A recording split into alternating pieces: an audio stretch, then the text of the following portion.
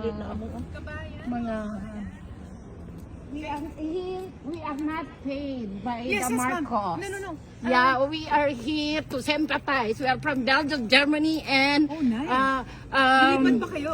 Germany with our own money. Our reporter from ako rin ay taga ABS-CBN, Zen Hernandez po. Sen Hernandez. She's also reporting, taga dito I'm sa an Netherlands. ex-mayor of Kabakan. Talaga? I'm a two-termer. Baka pwede My kayong tumayo sa husband likod is niya. also a mayor. Ah, hindi. And Ay, we- makita. Gagamitin niyo lang kami eh. Bakit Against naman? kayo kay Duterte, di ba? Oh, Against kayo. Si Sen Yes. Warren, she tried to check the health of our president. He's an 80 years old by March 28. So pwede nga po, He was diba? kidnapped in the Philippines. Oo. Kasi parang we will mention na nandito yung supporters. Sa totoo lang, syempre may magsasabi na hindi pinapakita ang supporters now. We're showing people. Yeah. That's what You we're can looking show for. us that we are not paid. Yes, sir. And he's my husband. Are you married to Yeah.